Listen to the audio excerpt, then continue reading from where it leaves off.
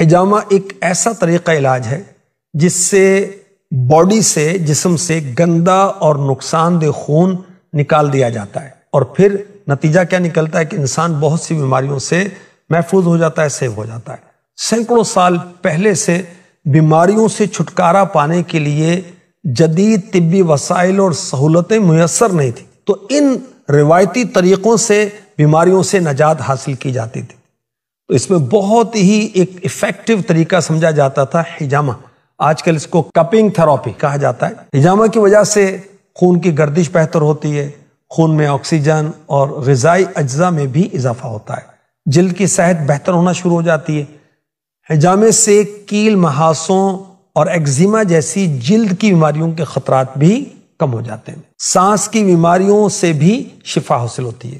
Cupping therapy یعنی حجامہ پچنا، اس سے سینے اور پھیپھڑوں کے تناؤ میں، کھچاؤ میں کمی آتی ہے، پھیپھڑوں کی کام کرنے کی صلاحیت میں اضافہ ہوتا ہے، اور اس سے کیا فائدہ ہوتا ہے کہ بلغم کو جسم سے خارج کرنے میں مدد ملتی ہے۔ اس کے ساتھ ساتھ حجامہ سانس کی نالی کو متعدی انفیکشن میں بھی مفید ہے۔ حجامہ سے جسم سے زہریلے مواد کا اخراج ہوتا ہے۔ فاسٹ فوڈ کثرت سے استعمال کرنے کی وجہ سے جسم میں زہریلے مواد جمع ہونا شروع ہو جاتے ہیں۔ حجامہ لگوانے سے زہریلے مادے کو خارج کرنے میں مدد ملتی ہے۔ دائمی تھکاوٹ سے بچنے کے لیے حجامہ ایک بہترین آپشن ثابت ہو سکتا ہے۔ حجامہ کو زخموں کا بہترین علاج بھی سمجھا جاتا ہے، کیونکہ اس کے ذریعے سے زخم کے مندمل ہونے یعنی جلد بھر جانے کا عمل تیز کیا جا سکتا ہے، کیونکہ حجامہ سے خون کے بہاؤ میں بہتری آتی ہے، جسم کو توانائی ملتی ہے۔ حجامہ کی مدد سے پٹھوں کے درد میں بھی کمی آتی ہے اور جسم کو سکون ملتا ہے۔ حجامہ کی مدد سے موٹاپے سے بھی چھٹکارا پایا جا سکتا ہے۔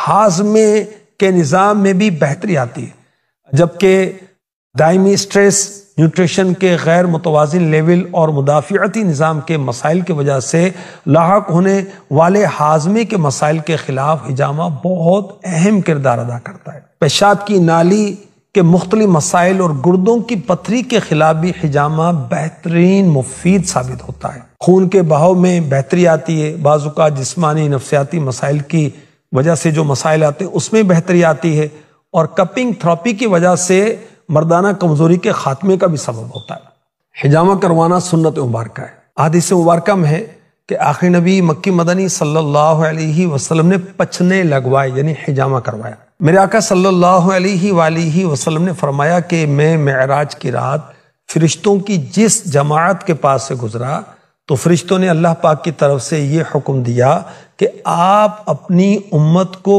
پچنے لگوانے کا حکم دیں، حجامہ کا حکم دیں۔ اللہ کے رسول صلی اللہ علیہ وسلم نے فرمایا تمہاری دواؤں میں بہترین دوا پچنے لگوانا یعنی حجامہ کروانا ہے۔